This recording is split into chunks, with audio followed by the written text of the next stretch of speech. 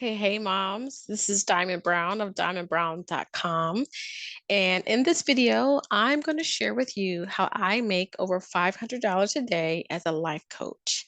And for me, this is very important because being a life coach and working from home gave me the flexibility that I needed to be home with my daughter when she was very young. And it also allowed me to contribute financially to my household, to help my husband out. And that meant a lot to me. And so this video is going to share the steps that I made to become a life coach and to start making $500 a day. And this is my process for making this amount of money outside of my private practice. I will dedicate another video to share with you how you can make $500 a day or more with your private practice. And so let's get started. So the first thing I want to encourage you to do is, hey, there are a lot of people out there who say that you don't need to go for a certification, but I'm all for it. I am a person of color, and as a woman of color, I feel like a lot of times doors did not open for me until I had a number of credentials behind my name. And so I'm just an advocate for showing yourself as the best professional in your field. And certifications and these types of designations are a surefire way to do that. The one thing to note when becoming a certified professional coach is to make sure that your training program is approved by the International Coach Federation. There is another way to become certified as a coach on a larger scale or international scale outside of the ICF, but it's not as respected in the coach profession as you would be if you were credentialed through the International Coach Federation. So the next thing that you want to do is go ahead, get credentialed through the ICF and become an associate certified coach. And this is the ACC designation. And this is a 6-step process that I'll walk you through in a few moments. It sounds a little daunting and time consuming, but I promise you that you can do it. If I can do it, anyone can do it. And you'll have this designation in no time. The next thing you want to do after that is get hired with a coach organization. And there are tons out there. This industry is growing each and every day. And so your way of approaching this job search will depend primarily on your specialty or your niche, so to speak. And so whether you're a mental health coach, or leadership and development coach, or career coach, there is an organization out there looking for what you have to offer. And the last thing that you want to do is once you're hired, you're very bright and shiny, is that you want to go ahead and create a compelling profile. And you just allow the clients to come to you. Now, what you want to do for that $500 a day or more is have at least 5 hours or more available on your schedule so that you can get at least $500 a day. And so now let me walk you through these steps in a little bit more detail. So I already mentioned that the first thing to do was to become a certified professional coach. And you want to make sure that your program is approved through the ICF. So this is who I went through for me to become a certified professional coach. And I went to the World Coach Institute. And as you can see, they have here listed the 2 ways that you can become certified on a broader level through the ICF and through the board certified coaching program through the Center of Credentialing and Education Incorporated. And so I went ahead and clicked on their prices here. So the World Coach Institute does offer a discount, but you spend about $2,000 to $3,000 to become a coach. Now, I did their self-study program. I was living in Germany at the time. So I just learned the different modules, took a short test, and then I became a certified professional coach. Now, one of the other reasons why I think it's very important to go ahead for the ICF distinction is because it does build a stronger confidence to continue even after you become a CPC, is to continue with your coaching hours and then go for the ICF. So no, that will show you as a leader within the coach industry. Okay, and so I wanted to share with you another highly respected and highly known coach organization that you can use for your coach training to become a CPC. And this is Coach U. And here on this page, I have their Become a Coach section, and this is their professional coach training program. And here you can see that they were a little bit more pricey. They're between $5,000 to $6,000 for their coach training program. Okay. And then the last one that I wanted to share with you, and this is although the cost is very inexpensive, I highly recommend this program. I am a big Valerie Burton fan. And so this is the CAP Institute, and it is founded by Valerie Burton. You may know her from a number of books that are out in the world. The one she's really known for is Successful People Think Differently.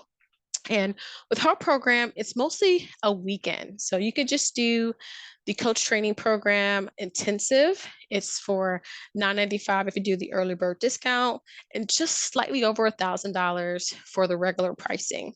And if you did the 3-day intensive, this gives you some of the more business development components of coach training. Okay, and so moving on to step 2, which is getting credentialed through the International Coach Federation.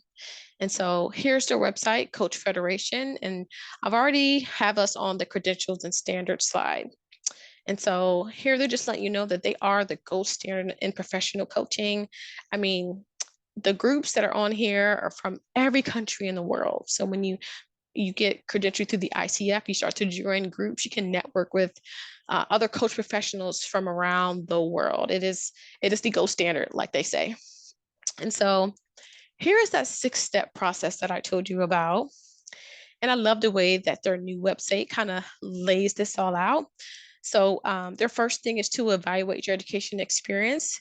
And here you just want to make sure that you have what it takes already to go through the ICF program. So like I mentioned, you want to make sure that your certificate that you get through your coach training program is respected through the ICF.